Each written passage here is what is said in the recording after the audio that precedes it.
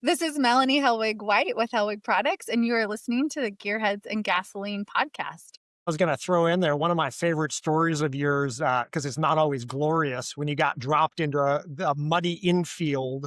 Where was it? Daytona, to It was at build Daytona. a client experience event in the middle of a rain-soaked field in how many days? Yeah, and as I'm standing there, it's raining and it's like 35 degrees in Daytona. It's raining. I've got mud up to my ankles in the infield of Daytona, building a 2-story structured scaffolding. And of all these crazy things, a dead bat, fell out of the Rolex sign right on me. That had to freak you out. You're like, I'm in Florida. It's 34, raining, and now I have bat. It was 35 degrees, raining, and I was like, what have I gotten myself into? Welcome to the Gearheads and Gasoline podcast, where we dive into the high-octane world of market-leading shop owners, shop employees, and automotive enthusiasts from the aftermarket, restoration, performance, and racing industries. So strap in as we take you on an awesome journey with our guests as they share their real-life stories, lessons learned, business advice, and unfiltered insights to help you beat the school of hard knocks. Gearheads and Gasoline, fueling your success.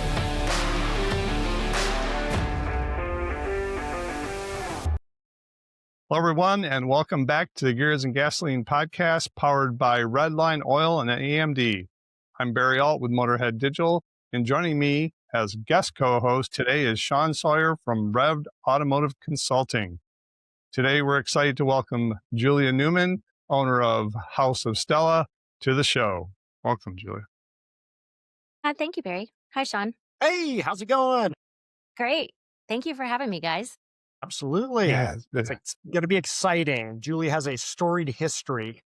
Well, I'm looking forward to it. So, this is a second episode of season 3 of our show, and we're starting a whole new gig here with guest co-host, and Sean wins the prize for being the first guest co-host. And so I'm going to read a little bit of information about Julia, and we'll get going here. Julia is an accomplished event marketing executive who has built her career producing high-end luxury automotive experiences for some of the world's most iconic brands. In 2013, she got her start with automotive space, working with Ferrari to produce VIP hospitality experiences for the Ferrari Challenge Series and events around Pebble Beach, and she's been creating unforgettable brand moments ever since. Oh, wait, Julie, welcome to the Gearheads and Gasoline podcast. Thank you, Barry. Thanks for joining us. And Sean, welcome for your first episode as the guest co-host. Absolutely. among Excited many. to do it. Yep. Ready for the icebreaker question? I'm ready. All right. So a tradition here with the podcast, our icebreaker question is, what is your favorite drink? Red wine. What type? Because we're snobs, so. Right now, probably Austin Hope. Okay. I turned a Barry onto a couple different reds. What was it? 2 SEMAs ago? 3 SEMAs ago? Actually, it started at a long-range planning in Charleston, South Carolina, if I recall. Okay. Or maybe it was I think it was Charleston, or maybe New Orleans. I can't remember where we were. One of the ones that you hooked me up with was Freak Show. Freak Show? Yep. Yeah, Yeah. that's pretty He good. actually turned me on to Old Fashions. Old Fashions have been kind of my go-to. And we asked this question at the beginning of every episode, and I think I got a kind of invisible tally on the wall here of how many people said Old Fashions, and I think it's like 10-1. Old Fashions are a favorite. Awesome. Red wine is great. Is that wine from, you said Austin, is it from? Austin Hope and Camus. I know they're both. Camus is Sonoma. I think they're both American wines. Okay, gotcha. I'm a big Cabernet Sauvignon guy from California Wines. So we have I'm in upstate New York outside the Finger Lakes, and there's a huge wine industry here. Actually, Yeah. Yeah, big Yeah, time. we actually had lots of experience and some wonderful wines up there with Ferrari Challenge and getting to test some of the wines from the regions up there, and lots of the beautiful Rieslings Yeah, come from that it's Finger big for Lakes Rieslings here. area. Not so much Cabernets. They've had a few, but I wasn't a big fan. You've done the Ferrari Challenge then at Watkins Glen, which is Yes, about an hour and a yes. half south of me. Yeah, I love it up there. It's absolutely beautiful. But we had some really fun experiences with some of the vineyards there. Came and did tastings for us, and we got to learn a little bit about, the climate up there in the Finger Lakes area and why it's so conducive to the Rieslings and I'm going to slay this word, so I Gewürztraminer, which are some of Bless the you. sweeter, Yeah. yeah, there's some of the sweeter white Yeah, wines. we have the Casa Larga just had an event here for ice wine because this region, there's only a few regions in the world that can actually produce ice wine because of the temperatures and stuff and the climate. And there was a weather guy here locally did a whole book on how just the climate of some of the lakes. Seneca Lake is where Watkins Gun's on a Seneca Lake, and how the weather changes just because the slope of the hills and the lake and everything like that. It's very interesting of how that all works and stuff. So I wanted to get started here with asking you, how did you get into the automotive space and into the hospitality space, especially with big names like Ferrari? Well, so my career started back in actually the 80s at Rainbow Ticketmaster of all places, working for Ticketmaster and working shows in the entertainment industry. And then years later, um, my roles evolved. I learned more. I became more involved in the industry in the entertainment market, and started doing live event marketing events, award shows, live event industrial entertainment, and and connected with a live event marketing agency, one of the largest ones here in the United States, in the world, I guess, and as a freelance producer.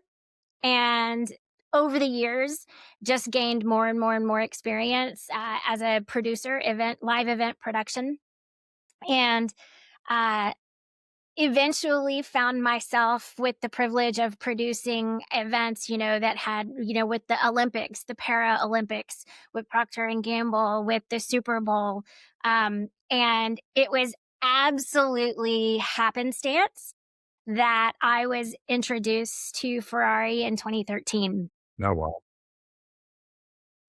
They needed someone to come in and help with their Ferrari Challenge. VIP hospitality had just grown. It had gotten so popular. It was just more than they could do internally anymore, I think. And so the agency that I was working with asked me to come along. And I had had quite a bit of experience with hospitality and high end hospitality, with other ends of the marketing, as sports related, but not automotive. And so I started with Ferrari for Rolex 24, producing their events there, and stayed with the producing events for them for the next on and off for the next 9 years. wow, that's cool. So and they're an amazing brand. It's, you get to the privilege of working with some of the best when you work in and around luxury automotive. So it's been quite a ride. As Sean knows, there's quite a few fun stories, crazy stories, lots of amazing clients. So I was going to throw in there one of my favorite stories of yours, because it's not always glorious, when you got dropped into a muddy infield. Where was it? Daytona, to it was at build a Daytona. client experience event in the middle of a rain-soaked field in how many days? Yeah, and and as I'm standing there, it's raining and it's like 35 degrees in Daytona. It's raining. I've got mud up to my ankles in the infield of Daytona, building a 2-story structured scaffolding. And of all these crazy things, a bat, a dead bat fell out of the Rolex sign right on me. Jeez. That had to freak you out. You're like, I'm in Florida. It's 34, raining, and now I have bat. It was Yeah. 35 degrees, raining, and I was like, "What have I gotten myself into?" But there's lots of stories like that with all of it. But yeah, there's certain ones that are definitely indoctrination by fire. That's the automotive industry. The people who are successful are the ones who aren't going to get tripped up over the speed bumps. You take it in, you go, it's Tuesday. Let's keep going. Well, and I think that there's something to say about the industry itself and racing. You get to go to some of the most amazing places, like Seneca Lake, like Watkins Glen. So there's something to be said. It keeps motivating you that you're going to beautiful places, you're around amazing teams. So even when it's a 110-hour work week on your feet at the racetrack, it's still it's a privilege to get to produce events, and go to those places and be in that environment. Yeah, we get to do what everybody else sits on Instagram and TikTok and all this stuff. We get to live that every day. We get to do the hard work behind it that nobody ever sees. But at the end of the day, that passion takes us to a life that nobody else gets to live. Yeah.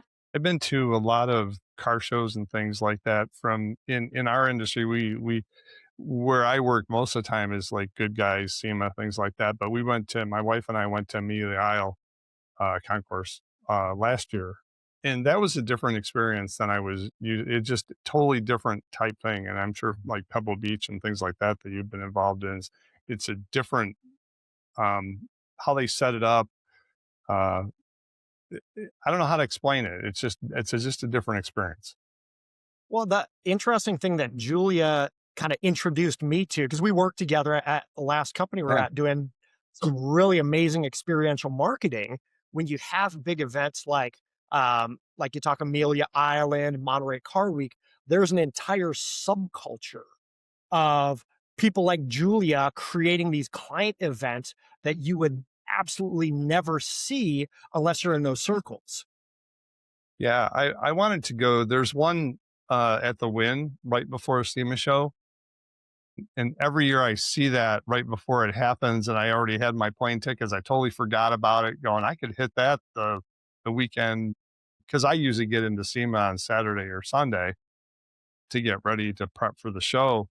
And by the time I remember that event, I was like, I already have my airfare, so I can't make it. So I got to figure that we out. had two cars. We had two cars on the lawn for the first one 2 years ago. Yeah, that's a brand new event, right?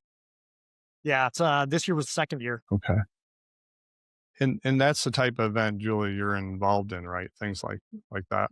Yes. Yes. Do you do just the hospitality? Are you in charge of just that part of it, or what's all that involved? It depends on production. Really, for instance, you can go back to other things in my career where we produced fan experiences for FX and American Horror Stories, where I was in charge of everything from the actual event to the casting to hiring the caterers to setting up restroom trailers. So it isn't always limited to the actual hospitality event itself. There's lots of support services. Like Sean said, there's sort of this subculture that has to happen in order to create these events. And you have lots of support systems, and you have a lot of supporting ancillary infrastructure. You have staffing, you have lots of things that go into these events that aren't necessarily just the gala or just the event that the consumer or the customer sees. So while the primary focus is the actual consumer or customer, interfacing event, there's lots of other factors and lots of other things that go into producing these events. So I've, gotten really lucky to have the experience of, amazing caterers, but also, sometimes, I was told one time by one of my clients, and this was a really great way to put it when you're dealing with ultra high net worth individuals, like the people who are in, Ferrari Challenge or some of the other luxury automotive spaces. I was being tasked at Sonoma to create a VIP hospitality experience in the paddock. And the paddock is just a fancy word for a parking Right. lot. And so With race we, cars. right, right. So we were in the parking lot, and basically to build a tent, you have 3 days to build a structure, which is a tent structure, and put a 5-star restaurant and spa in there, in the middle of a parking lot. And he said to me, what the task at hand, these people can go anywhere they want in the world tomorrow for lunch. They all have private jets. They all can go anywhere they want. They can do anything they want. I need you to make them want to come back here Wow. That's a and tall have lunch. task, huh? But it's so true. If you think about it, the part of the aftermarket and the aftermarket sales, the aftermarket support, the one of the biggest parts of that is in encompassing the culture of whatever brand it may be.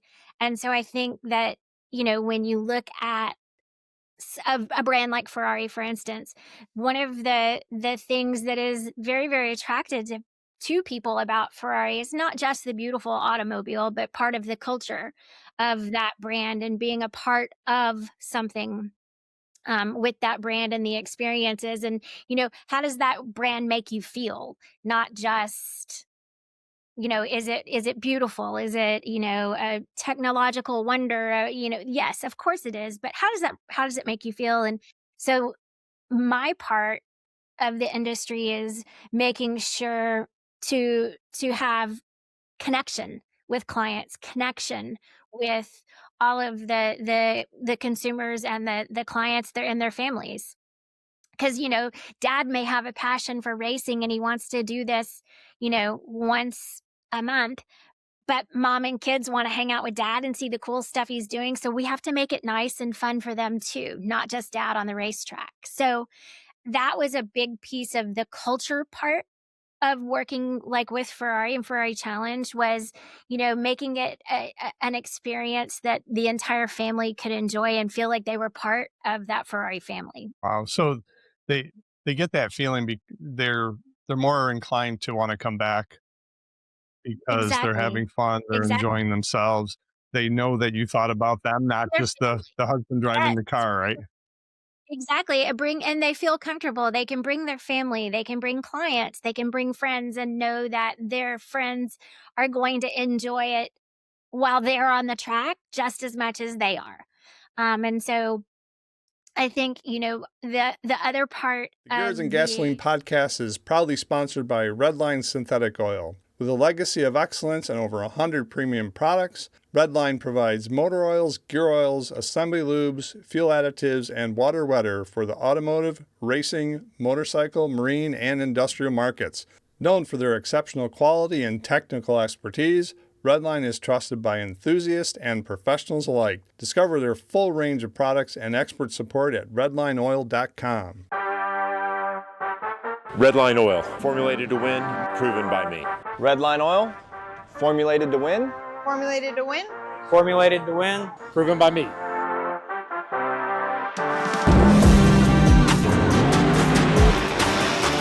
Formulated to win, proven by me.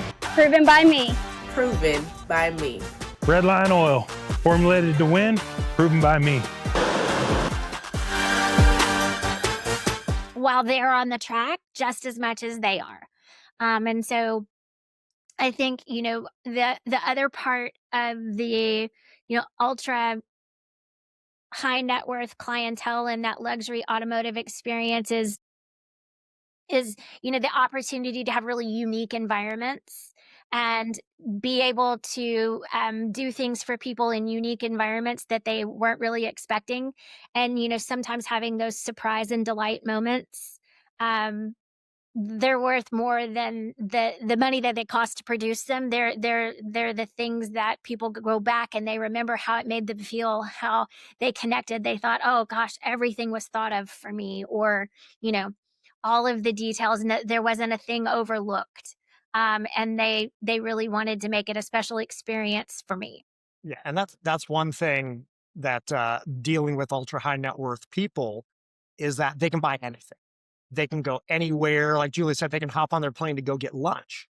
So it's not necessarily about the cost, it's about the value, the experience. And that's kind of what Julia specialized. So Julia, what was one of the coolest things you got to do for your clients? Gosh, put me on the spot. I think, you know, some of the really neat experiences have been sort of the unique places that we've been able to host. Like, for instance, if you're familiar with Laguna Seca, with the racetrack, we were able to host a dinner for the drivers at the top of the corkscrew at sunset, on the racetrack. Right on the So track? on the racetrack. We set up dinner on the racetrack at sunset on the corkscrew of Laguna Seca.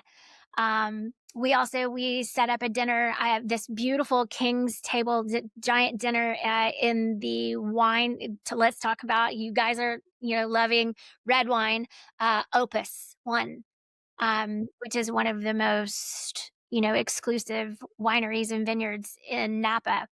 They opened their doors to us, and we were able to set up a dinner inside their wine room. So with the barrels.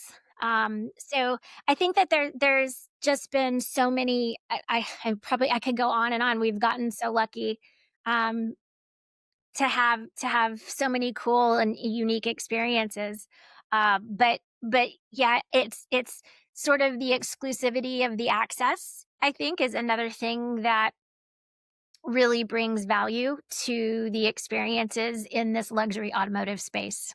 All right. And I want to tie real quick here. I want to tie that back, you know, for our marketplace here. It doesn't, these lessons aren't only for ultra high net worth people. So for all the shops out there listening, it's like, how do you give your customers that experience? You know, not just bring the car in, here's the thing, check it, pay your bill, and you're gone. How do you build those relationships? Because that's what gets you legacy clients. That's what gets you these clients that you're serving for 10, 15, 20 years, doing work for, you know, not just the husband. Now you're doing work because he wants to build a car for his wife. And then his kids are now getting into it 10, 15 years later.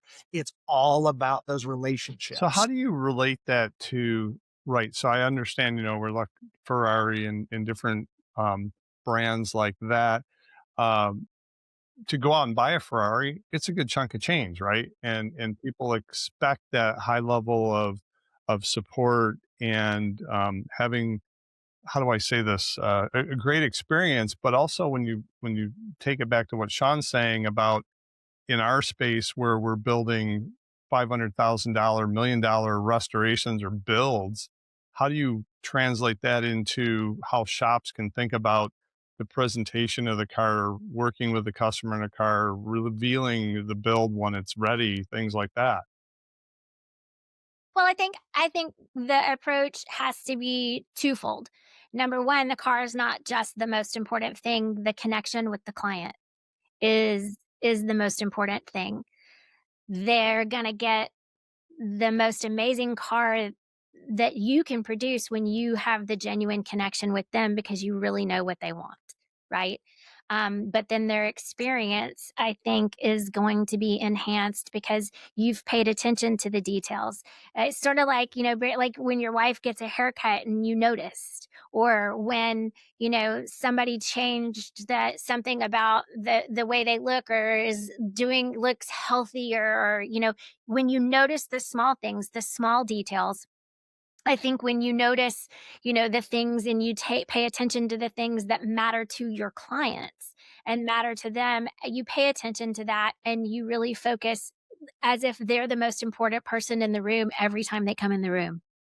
That makes And those connections they matter. And those connections are what create those really long lasting, like Sean was saying, those long lasting relationships, genuine connection. And then it is more about, like what I was saying about the experiences. It doesn't matter if it's Ferrari or if it's, Tom's shop on the corner. It's how did you feel when you were in the presence of that shop or that brand, or how does that brand or that shop make you feel, the people there? And what kind of connection do you have to them?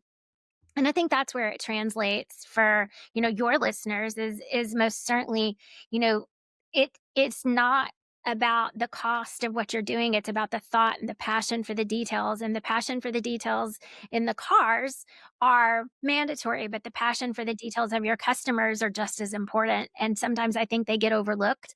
And I think when you truly pay attention to and have passion for all of those details with your customers, and not just the flawless execution of producing a car, but the execution of your customer service, the execution of, how your brand is facing your clients and your customers, then you've come full circle, and you didn't have to sell a $500,000 car. You could have sold a $50,000 car, but that's what resonates with people, is that connection, and that when they pay attention to those details, and people feel seen and heard and connected. And I'll just add to that too, just the authenticity of the transaction. We're at the point where everybody is fatigued with, digital screens and perfectly polished videos and, all of this stuff that seems transactional. And, if you take your car down to, Jimmy's oil change shop and they're doing 500 cars a day, it's transactional.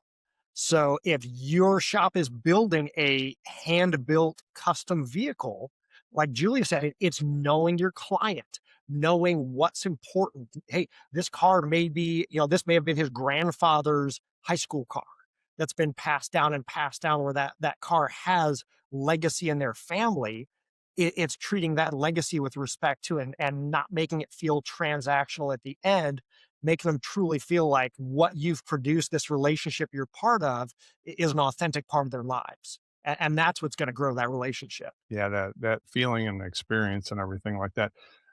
Julia, on the marketing side of things, were you involved in that as well, of how to get the information out there to educate people that you're having this event, that you have the hospitality, how to get involved in that, or was that a whole different department?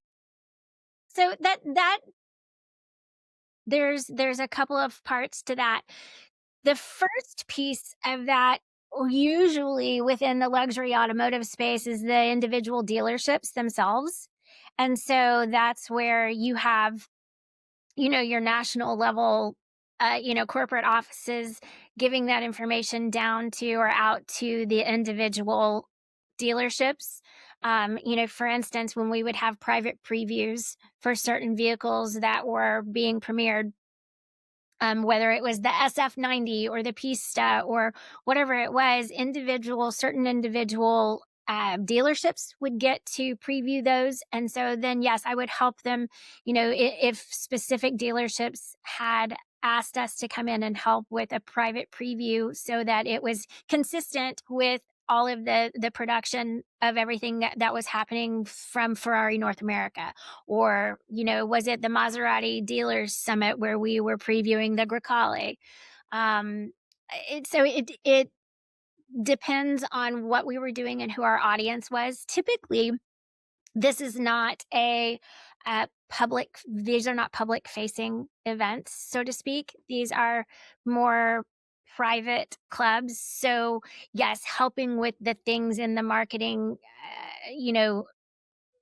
structure inside of things like design and invitations and communications and client communications. Yes, helping with all of that, but not there typically, there's not public advertisement that Right. Yeah. happens with a lot of these type of events. It goes out to the local dealer. That's like, for example, we have Ferrari dealerships around in the area, I think more in Syracuse, maybe in Rochester, but when there's something going down at Watkins Glen, like for the 6 hour at the Glen, the Corvette dealership that's like right down the road from me is very heavily involved in that, in the local Corvette club. and our club gets invited to that because we take up the whole club. I mean, they build a whole Corvette corral right on turn one. So, but that's all Well, not really promoted outside of the club and the dealership. no, and Barry, I was going to say that's where, someone like Julia would be brought in, and there may be like the top, 10 or 15 Corvette customers in that region. The dealerships would get together, hire someone like Julia, and they would plan like a road rally, you know, where they would cater to these ultra high clients to try to keep them excited about the brand, bring them into, this race at Watkins Glen, have a paddock, have a little display area set up in the paddock for them, hospitality for them, just building that client brand awareness. And then of course, hey, here's our new ZR1X. Yeah, now that, especially now that what a that silence for car it. is Yep. high end, that's the ultimate high end Corvette now, right? So there's only a smaller group of people that can even get that car. Yep, absolutely. But it's again, it's back to those same lessons your everyday shop can borrow from that. Take your best clients, have a customer appreciation event. It doesn't have to be something overly grandiose. It's like, how do you get these clients to feel like you're part of the family, like you're part of the business, that, bring your cars out. We're going to have a, private client show for, all the cars we've built for our people. Right. Just keeping them dialed in because you want to be the next one, hey, I'm thinking about another car. Yeah, I need to stop doing the hand motions. Zoom in. Hey, I'm thinking about getting another car built. You want to be the first one on their list. The shops that I know that are the most successful have a lot of repeat customers because they take care of them, right? They have a great experience. So I think that's super important to do that. It's about the relationships. It's the long term. I was just down in Florida again last week. I've got cars that I've been servicing for the last almost 20 years. And these clients will fly me out. I've got two of them that have ended up about 50 miles apart from each other in Florida. So I will fly out there, handle service work on them. Sometimes, one of the guys, he'll fly me out to do, hey, I think it needs an oil change. Fly out. We're going to go to dinner, hang out for a day. And, just because we've built that relationship over almost 20 years. Wow. Yeah. Julie, you worked with the Olympics too and the Super Bowl. I'm not a big football guy, but I'm kind of curious what the difference is. You've heard of the Olympics, Barry?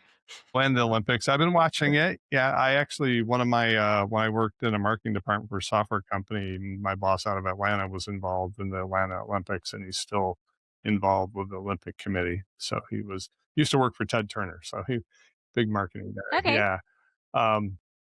So how does that trend? Is it the same kind of experience to think about it the same way as a car event? I'm just curious if there's any parallels there. I think you have to look at what is the objective of the event, first of all. For instance, one of the events that I helped produce was it was introducing BP up in Chicago, was introducing all of their Paralympian athletes that they were sponsoring in London. And so those events were specifically for highlighting and showcasing these amazing athletes, BP getting to introduce them to all of their employees. So that was a very different experience than, let's say, in San Jose, we were doing the Thank You Mom campaign for Procter and Gamble that went along with that Olympic trials. And we were focusing very much on all that Thank You Mom campaign, and everything was focused on the moms and the athletes of the moms. So, and then, you have something like Super Bowl where in Minnesota, I helped produce the Farm Bowl. That was a halftime show and a halftime thing that was Land of Lakes because Minnesota and all of the farmland and everything. And that it was just very apropos for the stadium itself. But then there was other events that when we had the Super Bowl here in Dallas, I worked with Procter and Gamble, and we did all of the hospitality and experiential for the athletes themselves in the media center.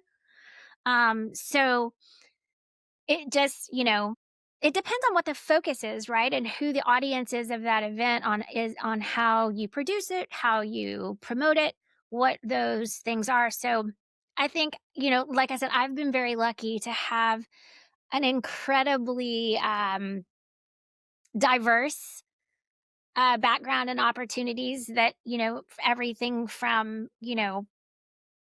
working with Nissan Leaf to, working with FX and Troy Polamalu with, the Head and Shoulders. So it just, Man, that's a it, wide range of things you've done. Now you said that yeah, yeah, go ahead.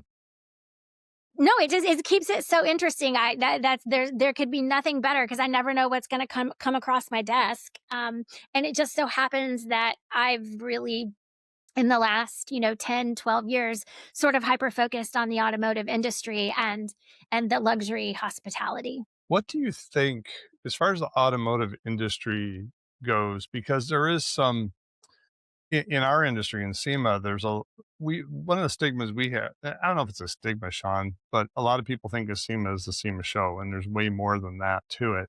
They just think it's a big shiny car show. Yeah, is what you're saying. I think it's a big shiny car show, which it is, but it's way more than that. And I've been struggling with, how to convey everything else that SEMA does. And I don't know if they have great experiences at the show. I'm sure there's, Sean, how many things are going on outside while you're inside looking at the car show? And that's all the stuff. Just as much as happens during the day is happening behind the scenes at night. Yeah. And those it's are a whole people week. like yourself, Julia, are setting those up, I'm assuming, to have that great experience for the people. Because I think there was Hoonigan had something there, and we actually got access to there was a whole building. Well, it's a trailer they set up, but it's really nice. You get Hey guys, drinks. you're watching the Gearheads and Gasoline podcast. I'm Jason with AMD. Check this out.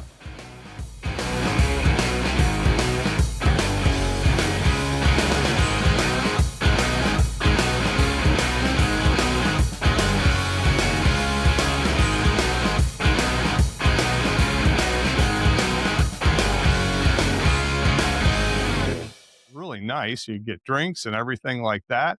And so that's the kind of stuff that you're setting up. Where I was going with it is, how does an organization do a better job of explaining, hey, we're not just a big car show. I don't know if that has anything that you had experience with, or A lot of exploratory to that, right? Because that was one of the things. I was working with Patron a few years ago, and Patron sponsors Sergio Perez, who's an F1 driver. And so going back and being tasked with helping Patron, the agency that I was working with was tasked, not me personally, but the agency that I was working with was tasked with helping Patron create their sort of standard operating procedures for their global F1 production in support of the Patron's sponsorship of Checo. And so we had to really go back in and dive into what is the DNA of that brand, right? What is your DNA? Understanding your brand and dialing in what you want to communicate. I think that so many brands get too caught up in, they want to do everything for everyone and they want to just do it okay, instead of really dialing into the DNA of their brand. What is the core messaging? What is your truly your mission statement? What does your brand believe in? What are your beliefs? What are the things that you are standing on the mountain for? And I think too many brands try to be too broad and please everyone instead of saying, this is who we are. And we're going to present ourselves as authentically and genuinely as we possibly can and not be afraid of the criticism or the incorrectness or correctness according to whoever it may be. Because I think when you really drill it down and figure out how to convey your core DNA of your brand, that's when you connect with the right Yes. person and the right consumer and the right client. Yeah, you're going to drive some people away, but you're going to And that's okay. attract people with like-minded values. Those people are driven away. You probably didn't want to do business with them anyway. That's right. It's okay. And that even works for build shops and things like that that are focusing on a specific marquee, or they have And people need to learn it's okay to fire a client. Yes. Yeah. Well, and Barry and I have talked about this, and Julia, you know my take on this too. It's like that absolutely is the very first thing as a business owner you need to figure out is who are you and what do you believe in? And I mean, it can't be a cat poster on the wall. This is your stake in the ground. This is who I am. And you absolutely will repel people. If you're not repelling people, you're not doing it right. You're not being genuine to yourself. But you will find out how much easier and how much focused your life can be when you're already filtering those people out from the beginning instead of having to deal with a bunch of people who don't align with your values. Yeah. And then you'll attract the ones that do. You'll attract the right customers. It may be the more difficult road, but then the payoff has, the fact that you have quality maybe over quantity of consumers or clients. Yeah, I can say, even with my business Motorhead Digital, we took and shifted back in 2017 to niche down into restoration shop and custom build shops. And it was tough to say, no, we don't work with this type of business because it ends up being a lot more work because you got to learn more about them. But, and in respect to SEMA, I think SEMA does an amazing job at the show, and the show is a great experience. I think one of the concerns I had and what my question was really a lot of our core customers in Armo and shops go, why do I need SEMA? Why do I need to? And I think we've done a better job of explaining it, but I think there's more to go because a lot of them say, well, it's just the show in Vegas, right? But there's so much more to that. And I don't know if that's just the members of SEMA stepping up more, or because SEMA, their whole show their revenue is all wrapped around that show and the events and the exhibits and things like that. But the experience, I think they've done a lot. Sean, you've been there the last number of years, so it's gotten better. Seen the shows? How many? I think I'm at 17. You have more experience than I do at that, for sure. Yes, I think the question was more for Sean. No, and I think Julie, what he's asking is how could SEMA, and yeah, this is kind of more of an insider question, Barry, but it's like, how could SEMA do a better job of telling their message? And like Julie said, without having, kind of a behind the curtains info and doing a dive on what do they believe in, from what I've seen, Barry, being on the outside of it in the industry, and then, for the last, 3-4 years that I've been involved directly on SEMA councils, it really seems to come more from us, that the people who are so passionate about this industry that we dive in deeper. It's not just about being at the shop level. It's about, getting involved with the councils, getting involved with PAC, spreading that message that it is more than just a show. It's building those relationships. And the cool thing is, because we keep talking about relationships, one of the biggest things I noticed when I got on councils was just the network. Because for probably the first time in my career, running businesses, having my own business, everything else, I was finally surrounded by peers. I was surrounded by like-minded people who shared that passion. And I think that's why Julia and I hit it off so well when we met at the last company. It's like, she's got that same just passionate vision. It doesn't matter the industry. It's about how do you build the relationships? How do you tell the stories? And it's like, okay is not good enough. So and part of the reason I asked Julia that is, excuse me, was you talk about feeling and experience. And I think you're touching on something there, Sean, about how, and we've talked about this on the podcast, that the automotive industry, especially on the SEMA side, we're a big family. I'll tell you what, when you left Armo, I was bummed, you know, and well, seriously, we all get The along best. great, and we all Yeah, great, have great great counsels. conversations, and we want to move the industry forward. And that's part of the reason we do this podcast. We want others to learn from our guests on how they can think about things. Like I didn't think much about it, Julia, but we talked about earlier in the show about how shops can think about the experience of working with the customer, better customer, and taking it even to a higher level from when they're delivering that amazing build, and how to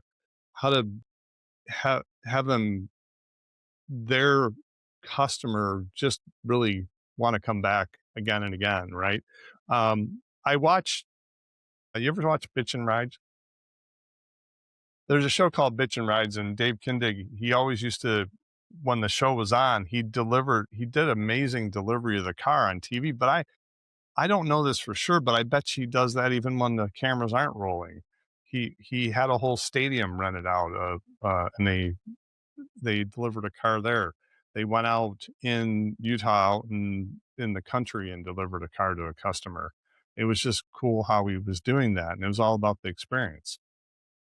Exactly. It's all about the experience and knowing then the customer, that again, that surprise and delight that somebody really listened or somebody did something that, resonates with them, that they just didn't expect. Right.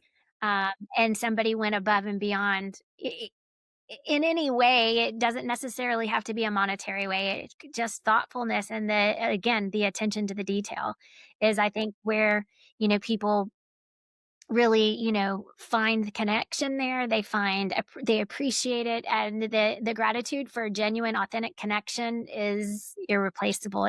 That's it. That's the pinnacle. Right. Is, having that reciprocal gratification and appreciation for everything you do and for your client. Wow. That's pretty deep. I, as you're going through this industry and working in it, have you seen more younger people coming into it? Because not just because they want a career, but because, especially on the automotive side, because Sean will tell you this, we have a lot of businesses that just can't find people in the industry. And I don't care whether they're wrenching, painting cars, or they're doing social media, or working in the back office, or working in the event space, or things like that. What do you see on your side of the world where you're involved in that? Are you seeing more younger people being interested in that, partially because of the cars, or just because they want a career? I think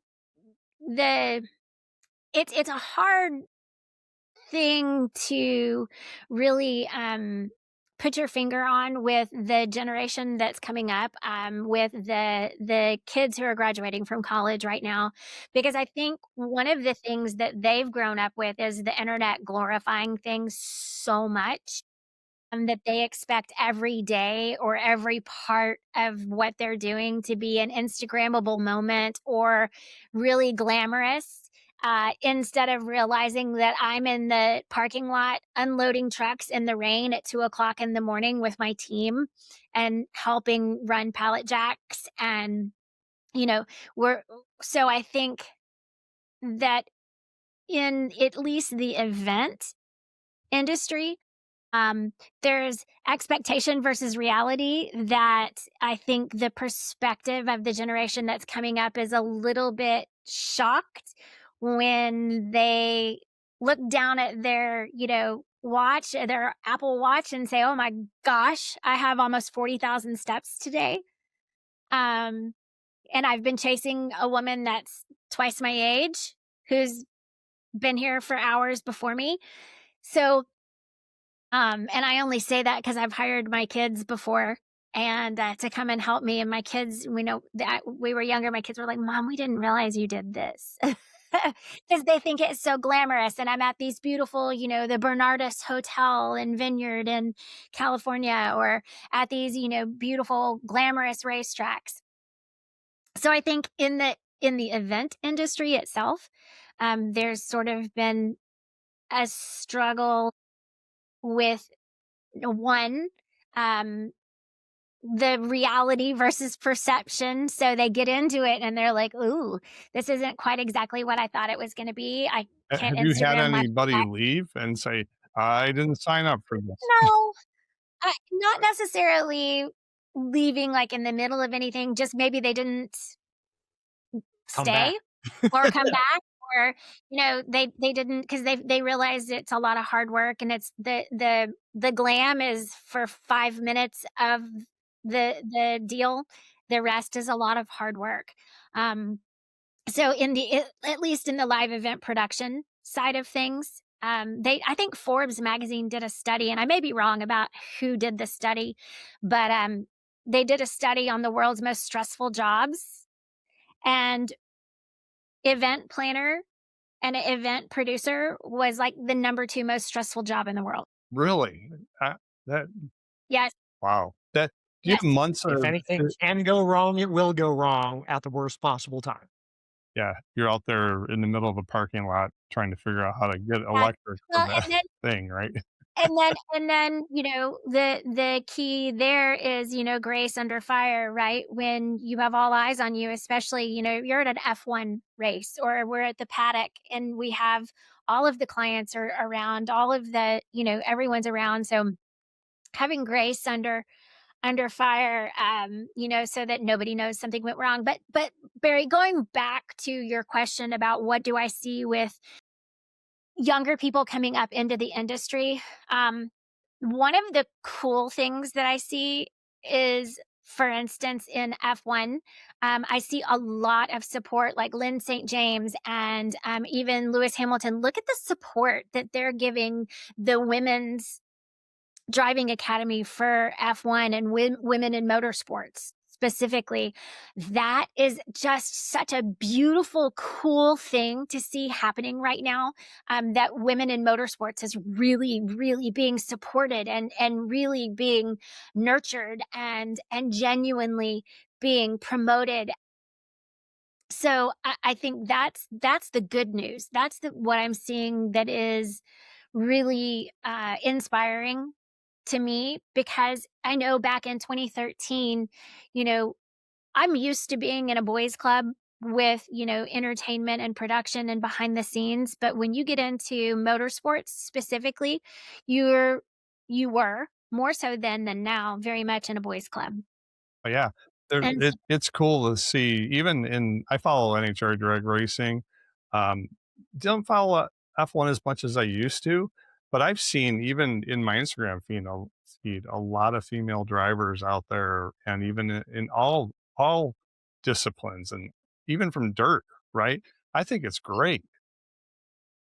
And it's not just the individual drivers either that I celebrate those ladies, but the industry itself. I'm very, very happy to see and proud to see so much general support coming from big institutions within the industry, or people within the industry really making concerted and focused efforts to support the women in motorsports and the women growing up in motorsports. Because I know, a lot of people wonder how people get into Today's podcast is sponsored by Motorhead Digital. Motorhead Digital are digital marketing experts for your automotive aftermarket, restoration, performance, race, and restyling shop. They help you supercharge your shop's website, social media, and entire online presence to attract those badass customers you're looking for. Check us out at motorheaddigital.com. Into motorsports at all, and how it ever happens. And there's a lot of nepotism there in motorsports itself. If you weren't born into the industry or born into Max Verstappen's mother was a driver. So, you look at that, and most people, their mom or their dad were in the industry, mostly their dads. And that's how someone gets into the industry. I'm sure that's the way it is in general automotive as well. A lot of times. There's a lot of shops now that they're Yeah. We had a guest on that he started restoring cars in his driveway, but his dad owned, and his uncle owned a garage for years, right? So that does happen. I saw there was a video, I can't remember what it was, but it was about F1. And there was, I don't know if it was a team manager, but this one gal, she was really like a key person on that team. And I thought it was, that was interesting to me that more women are getting into those. I think that's what you're talking about. Women are in those roles as well, not just driving. Absolutely. Absolutely. It's really encouraging to see that the mutual respect and the encouragement that the motorsports, just the industry in general has really started to change the environment and change the culture in a much more positive way for women to be integrated at every level of the sport and in the automotive industry. I know at the last shop we worked at, my most favorite tech and my favorite person in that shop on that shop floor was a woman, single mom, You're and gonna she talk now. was awesome. She was awesome. And Just she worked circles around everyone else too. Just she was an amazing human being. So, so happy to see the support that's happening within the industry and that the culture shift, that's happening throughout the industry. That's a really encouraging thing, I think. Yeah.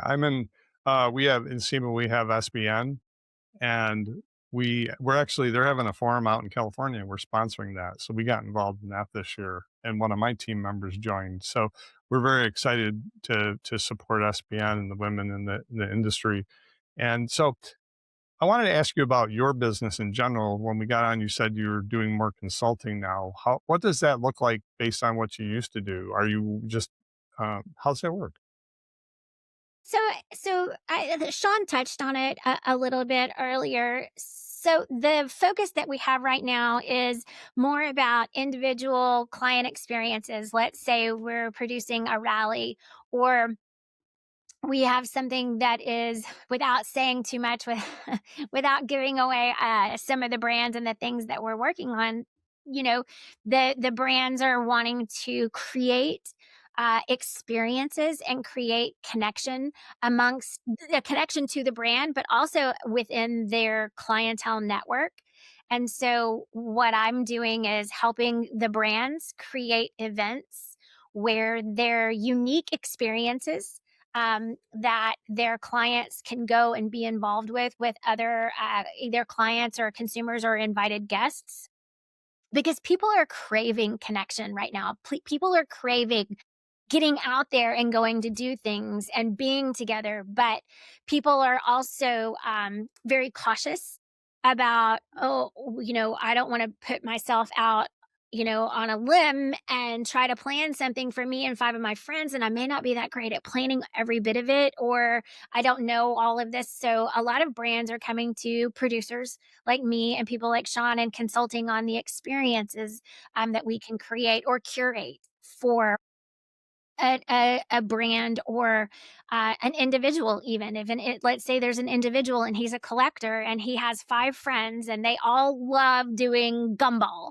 but they want to do something pre-gumball or post-gumball. Or let's say they all love going to Coda for F1, but one of their buddies has a place down in New Mexico and they want to rally and have an experience all together. So we can curate those experiences for a brand. Or let's say it's just a dinner and you want to celebrate, there's a 50th wedding anniversary of, you have, a gentleman that wants to do something for his wife.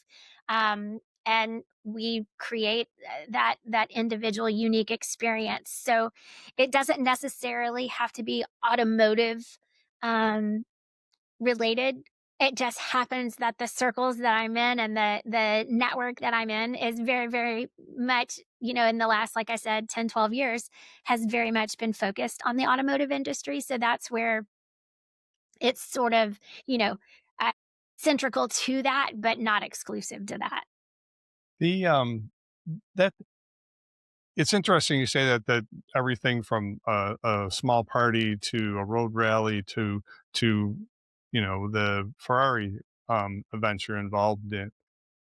We were in Scottsdale couple years ago, and they have Scottsdale Vault. It's a car vault. It's a building that stores high priced cars. And they had a whole event there. They had coffees and cars there, but it was a very high end, very high quality event that we just happened to be in the area at the time, so we went to it. It was fun. It was a great experience. People are just craving that connection. And then you also look at a lot of people who, let's say there could be ultra high net worth individuals or even celebrity individuals that don't necessarily want to go to publicly promoted events.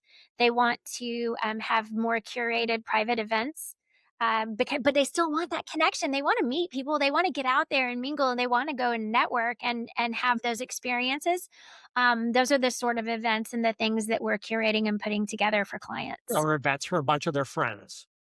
Like you've got a celebrity who's into cars, and let's say he bought another cool car, and he wants to get all of his friends together at, Spring Mountain, outside Las Vegas. And so he may set up a driving day event for his friends, have his car delivered to show off and, have his glory time, and then everybody gets to play.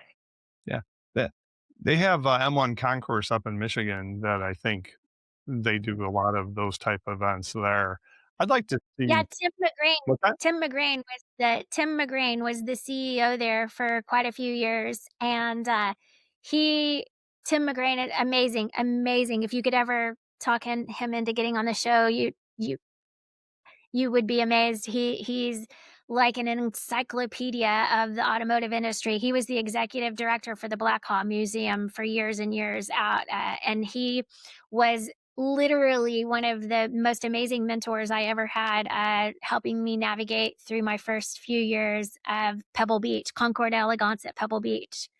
But he ran all of that, Wow. and he's the one who started M1 up there. And so, yeah, he did an amazing job with creating events that were really connecting and really giving people lots of opportunities up there. Wow, you find a mentor like that, you really got to connect with them and learn lots of stuff. So He was amazing. awesome, Julie. Well, thanks for joining us today. I'm going to do a speed round here and ask you 4 questions, and I don't want you to think deep into them. Just what that comes off the top of your head. Just blurt out the first thing that comes to your mouth. We got a censor button. Yeah.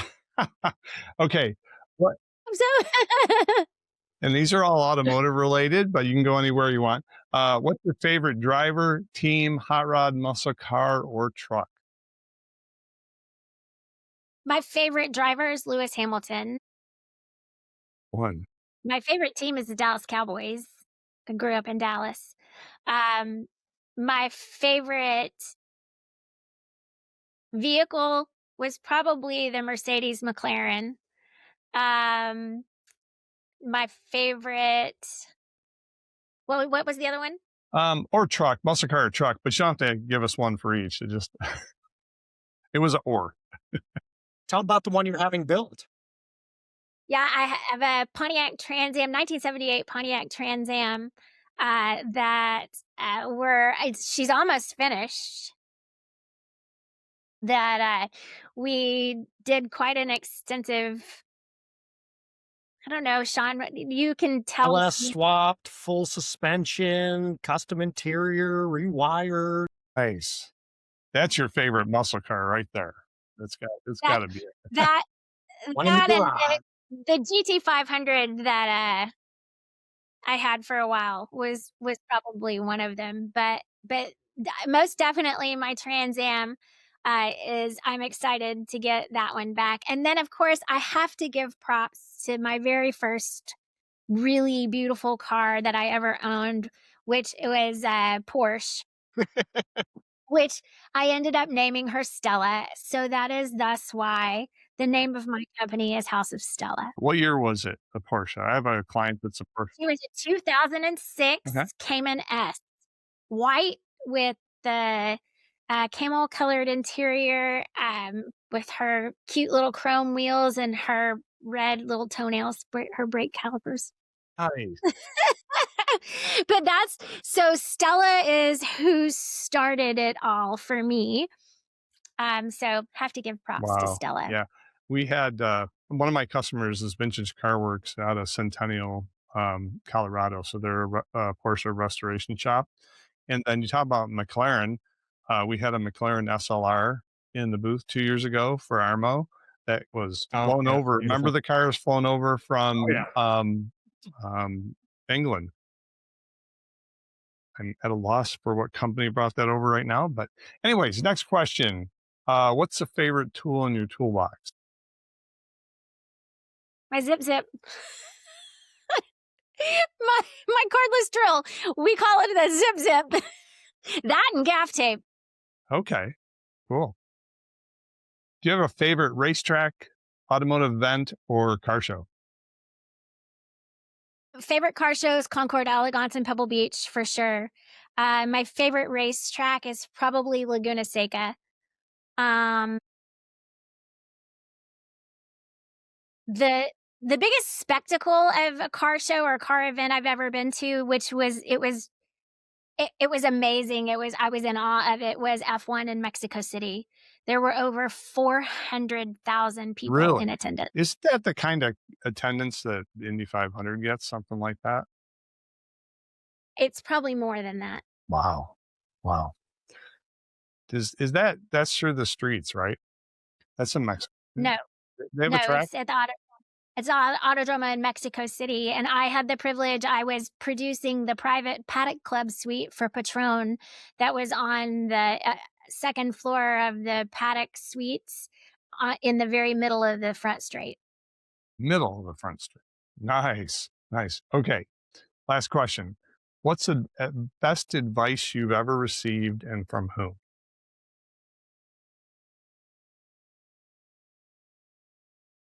Gosh, best advice I've ever received.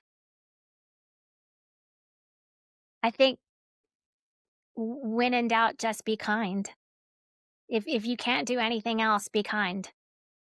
My dad. If you don't know what to do, just be kind. I love it. Well, Julia, thank you so much for being on the show. If somebody wants to reach out to you, where do they find you? They can find me LinkedIn is probably the best way. I sent you my LinkedIn profile. And that's probably the best way. Yeah, we'll LinkedIn. put that in the description and show notes and things like that. Well, perfect. Cool. Well, Sean, first time as guest co-host. More shows coming up in the future. Julia, thanks again for joining us, and thanks everyone. Thank you, Barry. Thanks, Julia. Okay. Thanks everyone for joining Gearheads and Gasoline, where we're fueling your success. We know you don't want to miss an episode, so don't forget to smash that bell so that you get notified of every new episode. Click that like button, leave us a comment, and share with your people. And visit us repeatedly. We love it.